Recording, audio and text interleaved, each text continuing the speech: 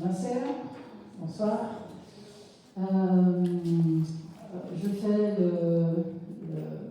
le rôle ce soir qui est pour le Festival Italissimo. D'habitude, géré par Fabio Gambaro, qui est le directeur du Festival Italissimo, parce qu'il va venir un peu plus tard.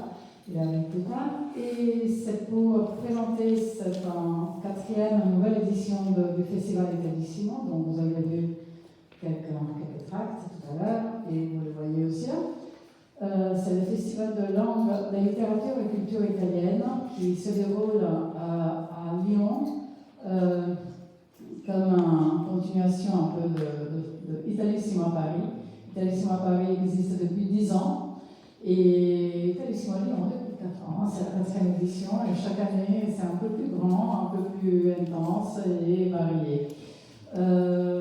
Pour cela, donc le festival se réalise grâce aux collaborations du ministère de la Culture italienne, du Centre du livre de la lecture italienne, l'ambassade d'Italie en France à Paris, Montepaschi Bank, la région Île-de-France, le préfet de la région Sofia, les Castadi Partners qui est entre Paris et Lyon aussi, et pour les partenaires lyonnais, en collaboration avec Villa Gilet, où il y aura plus tard une rencontre d'inauguration, parce que le jour inaugural du festival est toujours le vendredi. Et en collaboration aussi cette année avec le cinéma Lumière Terreau, la librairie des Citres et Lucio la Vagabonde. Quelques mots très rapidement pour vous présenter l'événement de ce soir. Comme déjà les années passées, il y a toujours un moment des cinémas, il y a toujours un moment de théâtre, et le théâtre est une lecture musicale finalement. Et le thème est Marco Polo, les villes invisibles, en essayant de conjuguer, de décliner, de mettre ensemble deux grands auteurs de la littérature italienne comme Marco Polo et Italo Calvino. Et parce que cette année, c'est les 700 ans de la mort de Marco Polo. Et donc la lecture musicale prendra en considération les textes du livre de merveilles, de Milione de Marco Polo, et quelques textes des villes invisibles qui ont été inspirés de Marco Polo, exactement.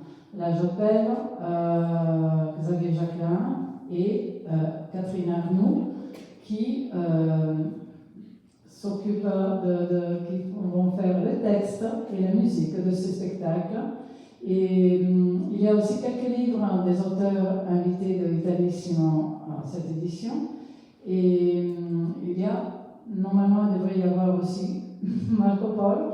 Je ne sais pas si il sera disponible déjà ce soir ou à partir de demain. Les autres événements de Italissimo continuent demain et après-demain. Vous les avez dans ce programme. Ce sont des rencontres gratuites et qui peuvent être, on peut s'enregistrer, mais c'est l'entrée libre. Demain, Marco Lordoli à Librairie des Citres, Sandro Ferri ici à l'Institut, ici au Loft, et après Maria Grazia Carmelone. Et dimanche matin, un film sur l'art de la joie et Goliardo Sapienza, de Goliardo Sapienza, pour terminer avec Aldo Cazzullo. Je vous invite à applaudir pour l'accueil de Xavier Jacquelin et Catherine Arnoux.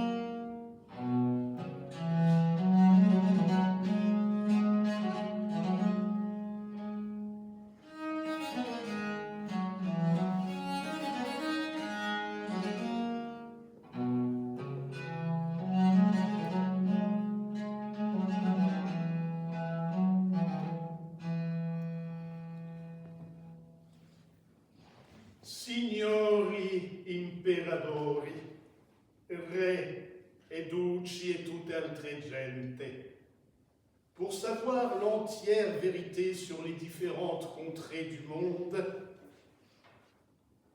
prenez ce livre et lisez-le. Vous y trouverez les merveilles de la Grande Arménie, de la Perse, des Tartares, de l'Inde et de bien d'autres pays. Merveilles que Messire Marco Polo, savant et illustre citoyen de Venise, raconte pour les avoir vus.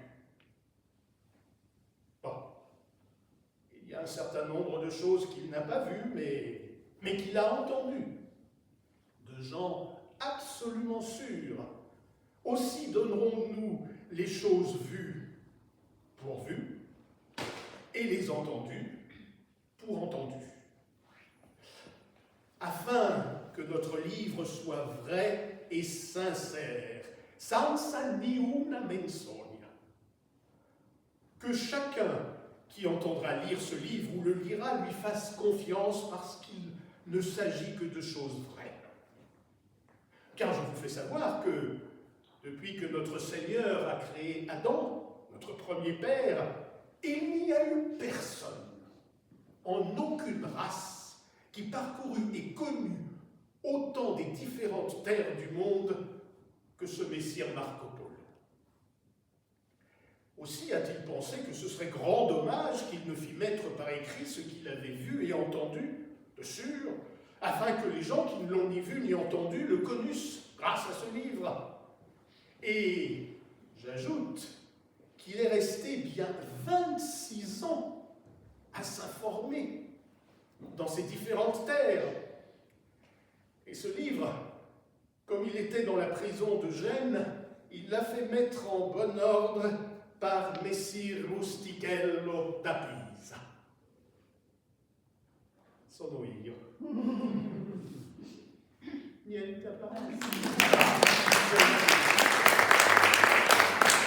Messer Rustichello da Pisa, lo quale era preso in quelle medesime carcere negli anni di Cristo 1298.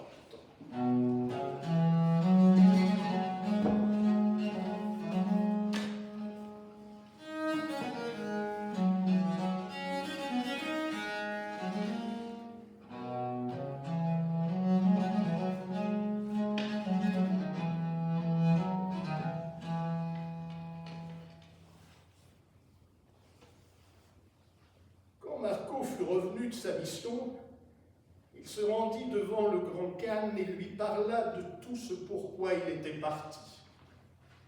Et il avait bien accompli toute sa tâche.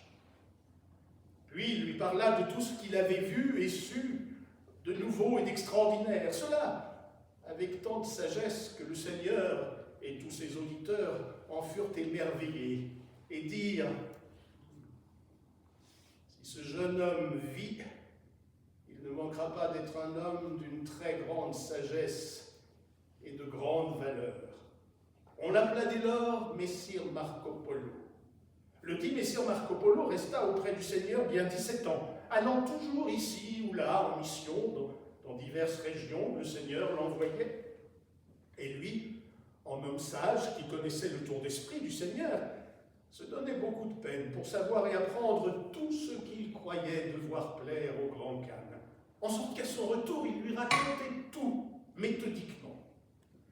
Aussi le Seigneur l'aimait-il et l'appréciait beaucoup. C'est pourquoi il le chargeait le plus souvent de toutes les grandes missions, des bonnes et des plus lointaines. Il les menait à bien toujours sagement, grâce à Dieu. Aussi, le grand Seigneur le traitait avec de grands égards et le gardait si près de lui que plusieurs officiers en éprouvaient de l'envie. Voilà pourquoi le dit messager Marco sut et vit plus des différentes régions du monde que personne d'autre.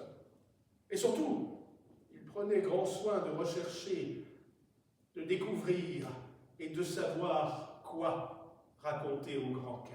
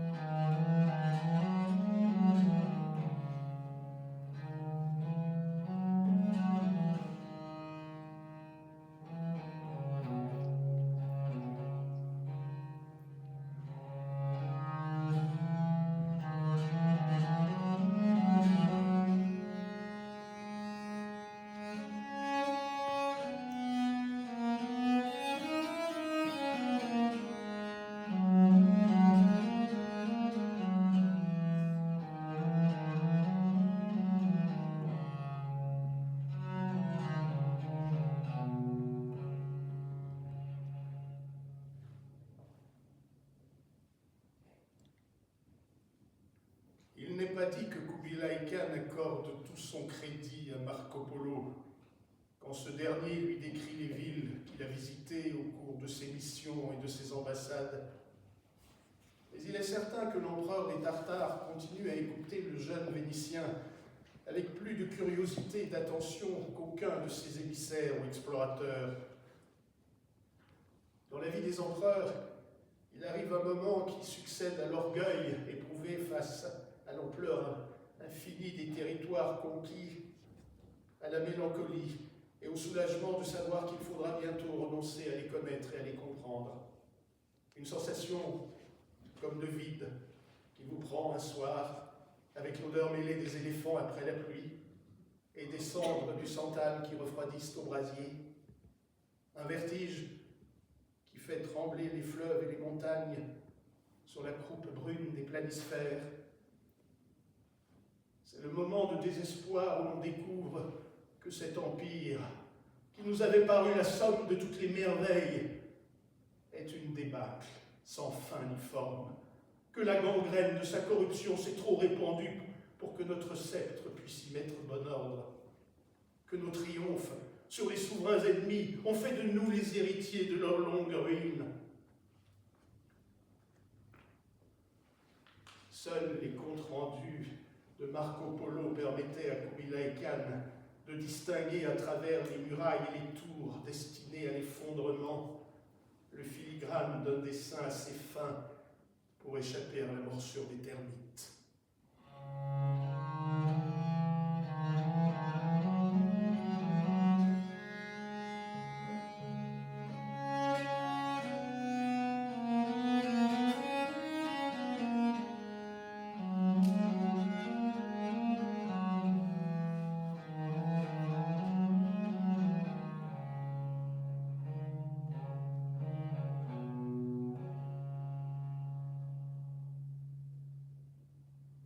De retour des missions auxquelles Kubilai l'affectait, l'ingénieux étranger improvisait des pantomimes que le souverain devait interpréter. Une ville était dessinée par le saut d'un poisson qui s'échappait du bec d'un cormoran pour tomber dans un filet. Une autre ville par un homme nu qui traversait le feu sans se brûler. Une troisième par une tête de mort qui serrait entre ses dents verdies par la moisissure une perle, ivoire et ronde. Le grand Khan déchiffrait les signes, mais le lien qui existait entre ces derniers et les lieux visités restait incertain. Il ne savait jamais si Marco voulait représenter une aventure qui lui était arrivée, au fait du fondateur de la ville, la prophétie d'un astrologue, un rébut ou une charade pour indiquer un nom. Au fur et à mesure que les saisons et les ambassades passaient, Marco fit l'apprentissage de la langue tartare et de beaucoup d'idiomes, de nations et de dialectes de tribus. Ces récits étaient désormais les plus précis et les plus minutieux que le grand Khan pût désirer. Et il n'était de requête ou de curiosité auxquelles il ne répondisse. Il se pourrait, pensa Kubilai, que l'Empire ne soit qu'un des zodiaques, des fantasmes de l'esprit.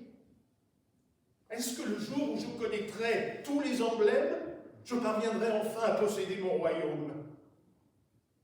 Sire, n'y pense même pas. Ce jour-là, tu seras toi-même emblème parmi les emblèmes.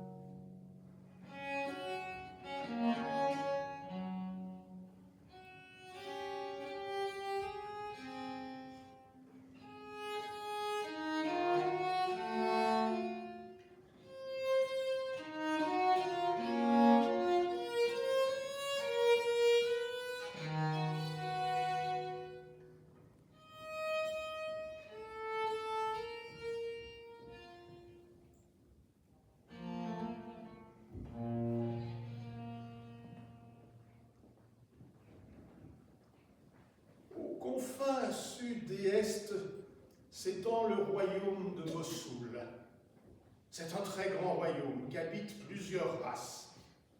Il y a là une population, les Arabes, qui adorent Mahomet. Et il y a là aussi une population de chrétiens, nestoriens et jacobites. Et ils ont un patriarche qu'ils appellent Catholicos. Et ce patriarche fait évêque, archevêque, abbé et tous autres prélats et les envoie partout, en Inde, à Bagdad, en Chine, tout comme fait le pape de Rome en pays latin. Car sachez que tous les chrétiens de cette région, qui sont très nombreux, sont jacobites et nestoriens. Non comme le commande le pape, car ils errent sur plusieurs points de foi. Tous les draps d'or et de soie qui sont faits dans ce pays, Mossoul, s'appellent mousseline. Et de cette région partent d'importants marchands, appelés mossouliens, qui transportent épices, perles, draps, d'or, de soie. Il y a là aussi une population qui habite dans les montagnes de cette contrée, celle des Kurdes. Ils sont chrétiens, musulmans, mais mauvaises gens, qui pillent volontiers les marchands.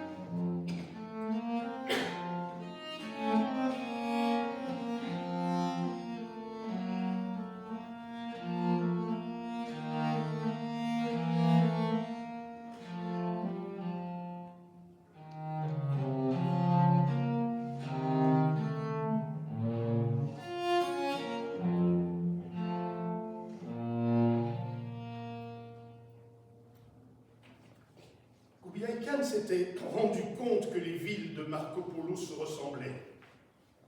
Comme si le passage d'une ville à une autre n'impliquait pas un voyage, mais un échange d'éléments. Désormais, à partir de chaque ville que Marco lui décrivait, l'esprit du grand Khan partait dans sa direction propre et démontait la ville pièce par pièce pour la reconstruire d'une autre façon, remplaçant les ingrédients, les déplaçant, les inversant. Entre-temps, Marco continuait à faire le rapport de ses voyages, mais l'empereur ne l'écoutait plus. Il l'interrompait. À partir de maintenant, c'est moi qui vais décrire les villes. Et tu vérifieras quant à toi si elles existent et si elles sont comme je les ai pensées. Je commencerai par te poser des questions sur une ville en escalier, exposée au sirocco, sur un golfe au clair de lune. Maintenant, je vais te dire quelques-unes des merveilles qu'elle contient. Un bassin de verre, haut comme un dôme, pour suivre des yeux le balai nautique et aquatique des hirondelles de mer et en tirer des auspices. Un palmier, dont le feuillage traversé par le vent joue de la harpe. Une place entourée d'une table de marbre en forme de fer à cheval, avec une nappe également en marbre, dressée avec des nourritures et des boissons, toutes de marbre. Sire, tu étais distrait? C'est de cette ville que je te parlais quand tu m'as interrompu. Tu la connais? Où est-elle? Quel est son nom? Elle n'a pas de nom, ni de lieu. Il en est des villes comme des rêves. Tout l'imaginable peut être rêvé, mais même le rêve le plus inattendu est un rébut qui cache un désir ou bien son contraire, une peur. Les villes comme les rêves sont construites de désir et de peur, même si le fil de leur discours est secret, leurs règles absurdes, les perspectives trompeuses, et que chaque chose en cache une autre. Je n'ai ni désir ni peur, déclara le calme, et mes rêves sont composés ou par l'esprit ou par le hasard. Les villes, elles aussi, croient qu'elles sont des œuvres de l'esprit ou du hasard, mais ni l'un ni l'autre ne suffit à maintenir leur mur.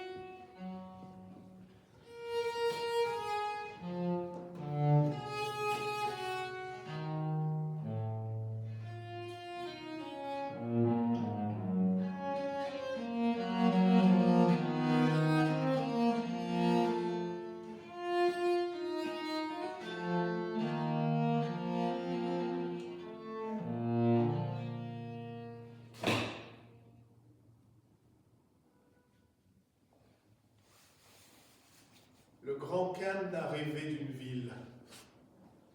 Il l'a décrit à Marco Polo. Le port est exposé au septentrion, dans l'ombre. Les quais sont hauts sur l'eau noire qui bat contre les murs de pierre. Ils descendent des escaliers de pierre que les algues rendent glissants. Des bateaux enduits de goudron attendent à l'ancre ceux qui partent et s'attardent sur le quai pour dire adieu à leur famille. Les séparations se déroulent en silence, mais avec des larmes. Il fait froid.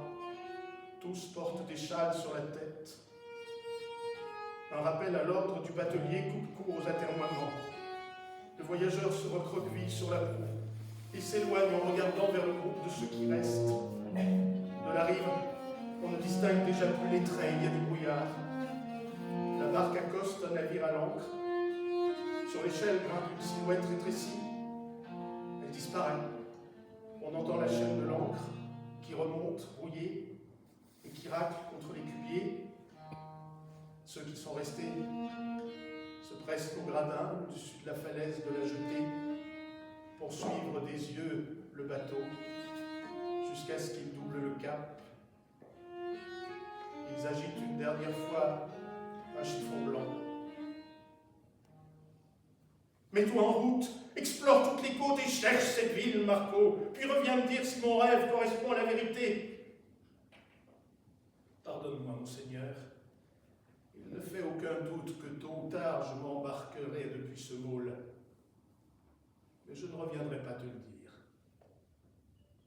La ville existe et détient un secret tout simple. Elle ne connaît que des départs et ne connaît aucun retour.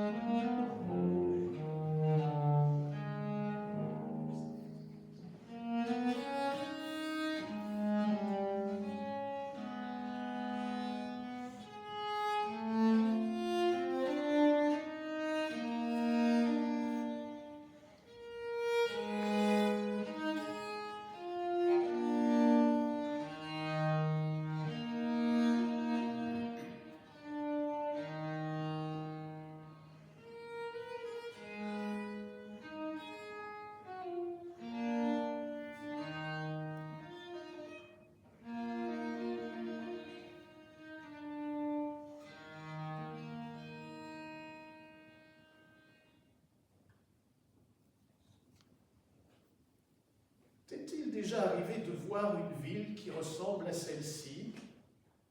Demandait Kubilai à Marco Polo en tendant sa main baguée pour indiquer les ponts qui se courbent sur les canaux, les palais princiers dont les seuils de marbre plongent dans l'eau, les va-et-vient des bateaux légers qui voltigent dans zigzag, poussés par de longues rames, les barges qui déchargent des corbeilles de légumes sur les places des marchés, les balcons, les terrasses, les coupoles, les campaniles, les jardins des îles qui verdoient sur le gris de la lagune. L'empereur, accompagné par son dignitaire étranger, visitait Hangzhou, ancienne capitale de dynastie déchue, dernière perle enchâssée dans la couronne du Grand Khan.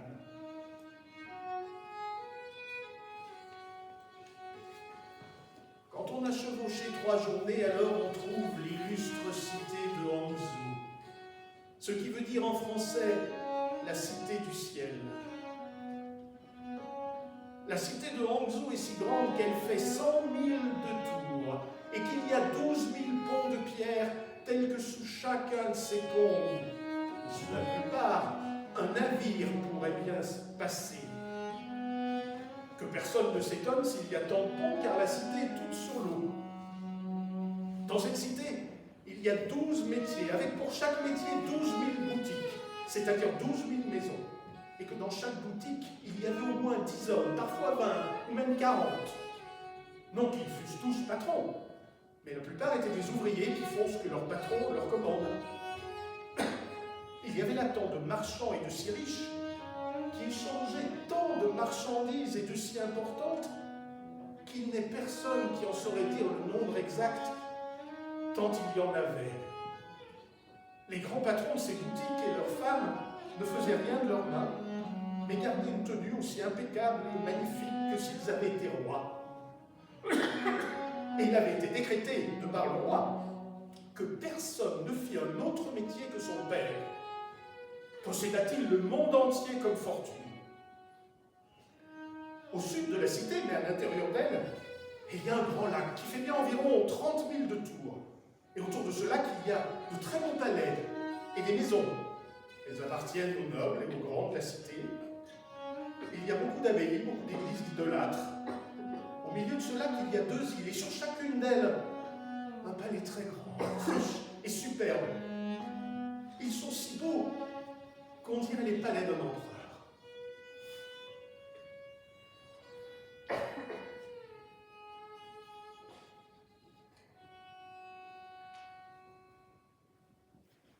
Les gens sont idolâtres. Depuis que la cité a été conquise, ils sont au Grand Khan. Et ils usent du papier monnaie. Sachez qu'ils mangent de toutes les viandes, y compris du chien et toute autre bête vile dont un chrétien ne goûterait en aucun cas.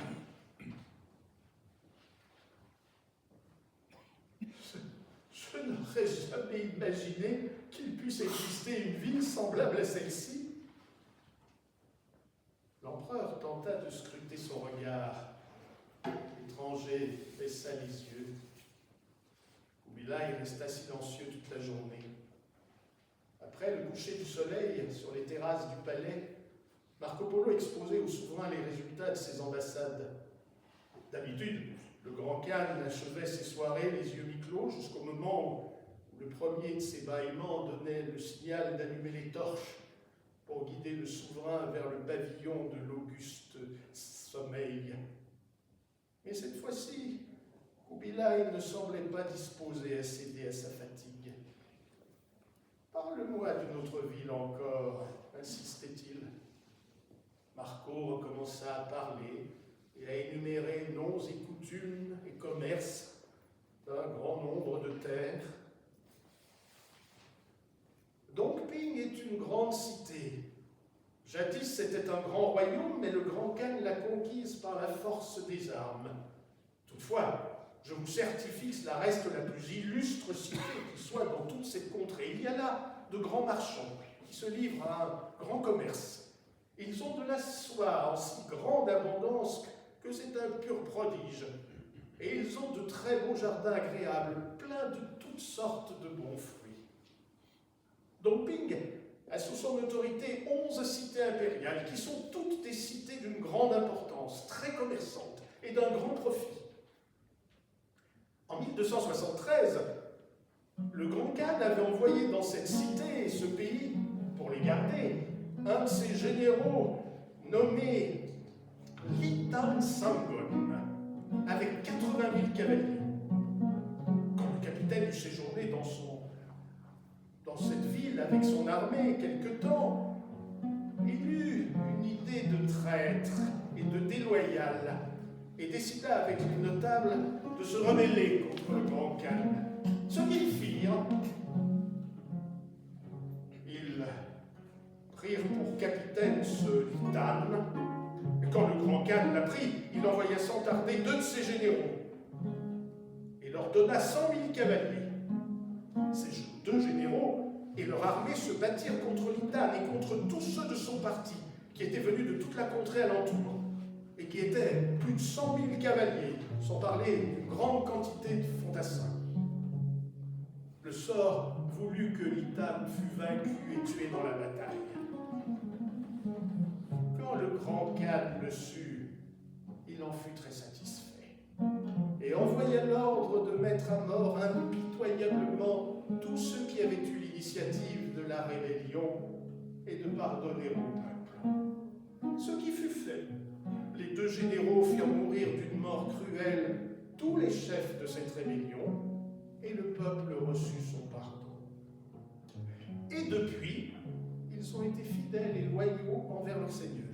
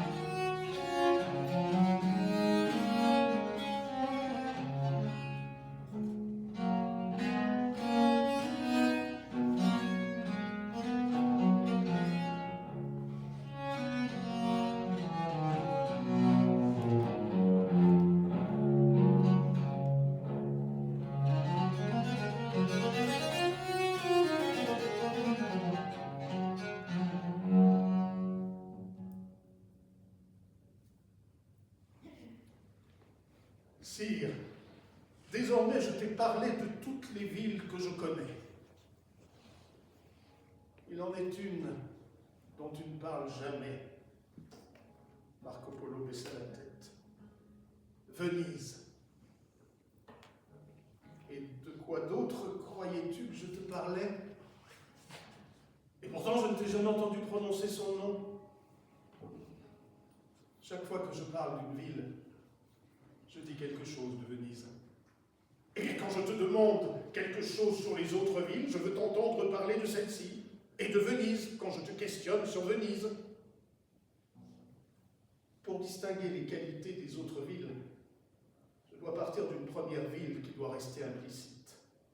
Pour moi, c'est Venise. Alors tu devrais commencer chacun de tes voyages par le point de départ, en décrivant Venise comme elle est, telle qu'elle, sans rien omettre. L'eau du lac était à peine ridée. Le reflet des rames de l'ancien palais des Song se brisait en réverbérations scintillantes comme des feuilles qui flottent. Les images de la mémoire, une fois fixées par les mots, s'effacent, dit Polo. Peut-être ai-je peur de perdre Venise tout d'un coup si je parle d'elle, ou peut-être, en parlant des autres villes, l'ai-je déjà perdu peu à peu.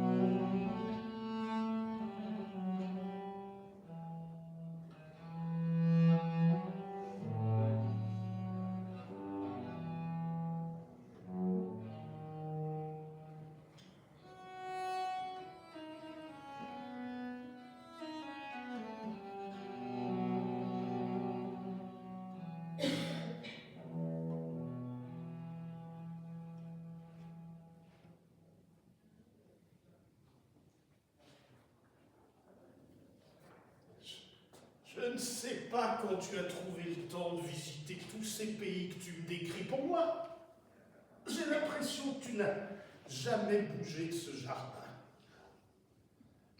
Chaque chose que je vois et que je fais prend son sens dans un espace mental où règne le même calme qu'ici, la même pénombre, le même silence parcouru par le bruissement des feuilles. Au moment où je me concentre pour réfléchir, je me retrouve toujours dans ce jardin, à cette heure de la soirée, en ton auguste présence, tout en continuant, sans me concéder un instant de pause, à remonter un fleuve vert de crocodiles ou à compter les barils de poissons salés qui descendent dans la cale. Moi non plus, je ne suis pas sûr d'être ici en train de me promener entre les fontaines de Porphyre et non pas en train de chevaucher, couvert d'une croûte de sueur et de sang à la tête de mon armée, conquérant les pays qu'il te faudra décrire, ou de trancher les doigts des assaillants qui escaladent les murs d'une forteresse assiégée. Peut-être ce jardin n'existe-t-il que dans l'ombre de nos paupières abaissées, et n'avons-nous jamais cessé, toi, de soulever la poussière sur les champs de bataille, et moi de marchander des sacs de poivre sur les marchés lointains. Mais à chaque fois que nous fermons les yeux, au milieu du fracas de la foule, il nous est permis de nous retirer ici, pour prendre en considération ce que nous sommes en train de voir et de vivre, en tirer les conséquences, contempler de loin. Peut-être notre dialogue se déroule-t-il entre deux clochards, surnommés Kubilai Khan et Marco Polo, occupés à fouiller dans une décharge à ordures, à faire des tas de bouts de ferraille brillés, rouillés, des lambeaux d'étoffe, des papiers sales, et qui, ivres de quelques lampées de mauvais vin, voient autour d'eux resplendir tous les trésors de l'Orient.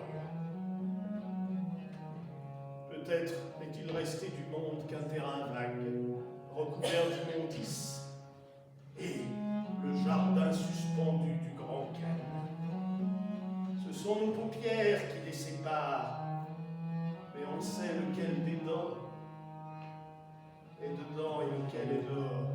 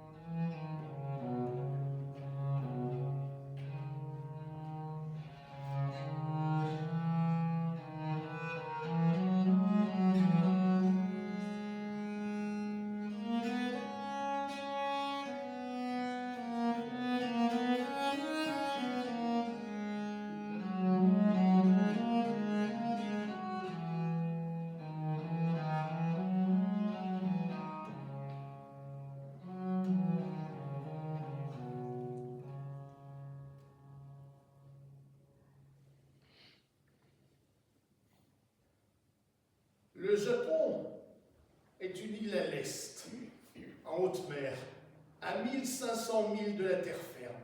C'est une île très grande. Les gens y sont blancs et ont très belle allure. Ils sont idolâtres et ont leur propre gouvernement. Et ils ont tant d'or qu'on ne saurait le compter. Personne n'oserait enlever et emporter de l'or, parce que peu nombreux sont les marchands du continent qui s'y rendent, tant elle est éloignée. Ils ont un or innombrable, dont ils ne savent que faire. Et une grande merveille, le palais du seigneur de cette île. Un grand palais, très grand, tout couvert d'or fin, à la façon dont on couvre nos églises de plomb. Ce palais vaut tant qu'on aurait du mal à l'évaluer, et il n'est personne au monde qui pourrait le racheter. Mieux, tout le pavement du palais et de ses pièces sont pavés d'or, longs et larges, qui ont bien 2 doigts d'épaisseur. Pareillement, toutes ces fenêtres sont d'or fin.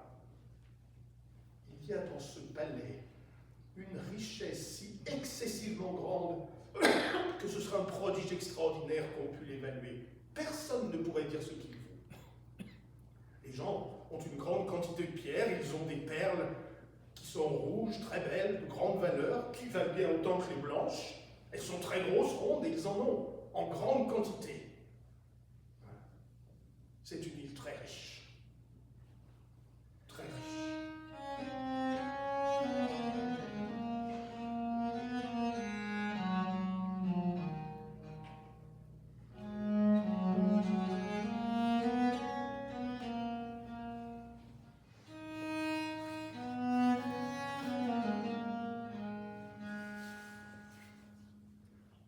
Le Grand Khan possède un atlas où toutes les villes de l'Empire et des royaumes sont dessinées, un palais après l'autre, une rue après l'autre, avec les murailles, les fleuves, les ponts, les ports, les récifs. Il sait que des comptes rendus de Marco Polo, il est inutile d'attendre des nouvelles de ces lieux, que du reste, il connaît bien. Comment, à Cambaluc, capitale de la Chine, 3 villes carrées se trouvent l'une à l'intérieur de l'autre, avec 4 temples chacune et 4 portes qui s'ouvrent selon les saisons. Comment l'île de Java est dévastée par le rhinocéros qui charge avec sa corne assassine. Comment on pêche les perles au fond de la mer sur les côtes de Mamar.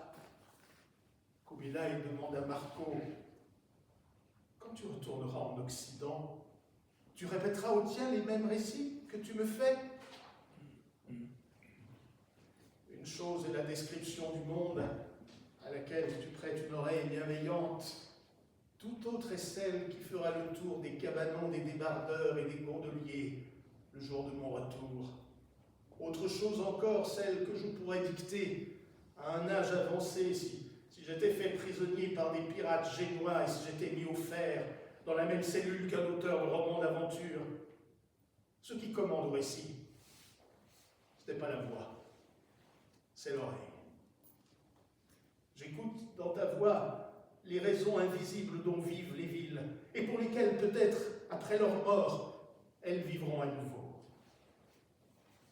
Le Grand Khan possède un atlas dont les dessins figurent les confins des plus lointains royaumes, les routes maritimes, les contours des côtes, les plans des métropoles les plus illustres et des ports les plus opulents. L'Atlas représente aussi des villes dont ni Marco ni les géographes ne savent si elles existent, ni où elles sont. Même pour ces dernières, Marco avance un nom, peu importe lequel. Il indique un itinéraire pour s'y rendre. On sait que les noms des lieux changent autant de fois de noms qu'il y a de langues étrangères, et que chaque lieu peut être atteint par d'autres lieux, par les routes et les voies les plus différentes, par celui qui chevauche, roule, rampe, vole.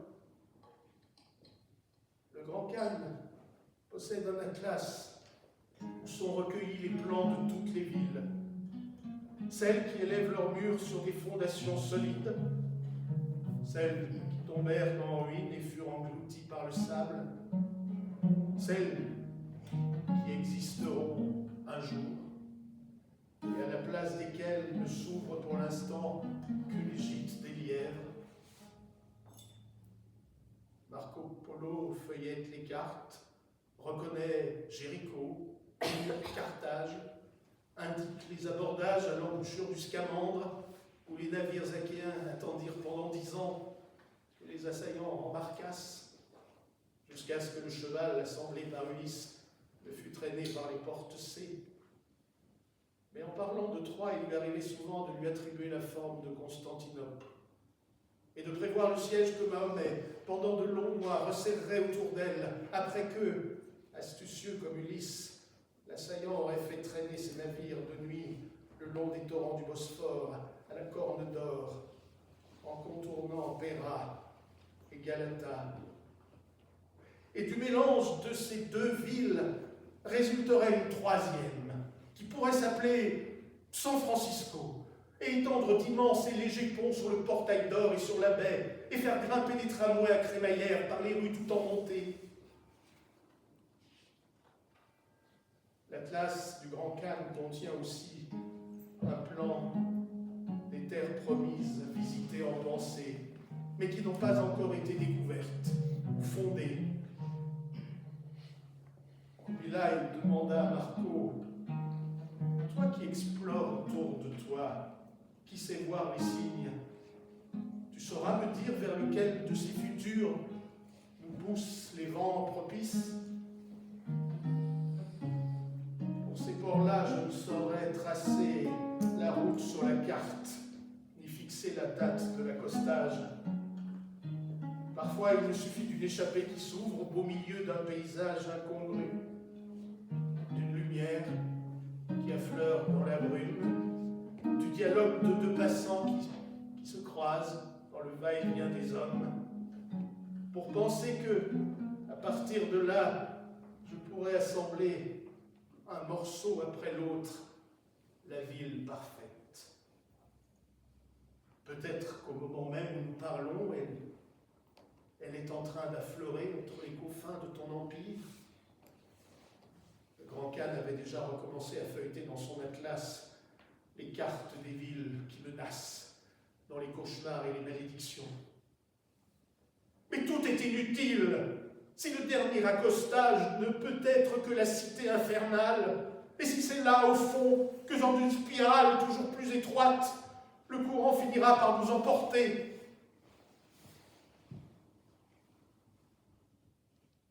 L'enfer des vivants n'est pas quelque chose qui existera dans le futur. S'il y en a un, c'est celui qui est déjà là. L'enfer que nous habitons tous les jours, que nous formons en restant ensemble. Il y a deux façons de ne pas en souffrir. La première est facile pour le plus grand nombre. Accepter l'enfer et en faire partie jusqu'à ne plus le voir. La deuxième est risquée et exige une attention et un apprentissage continu. Chercher et savoir reconnaître qui et quoi, au beau milieu de l'enfer, n'est pas l'enfer, et le faire durer, et lui faire place.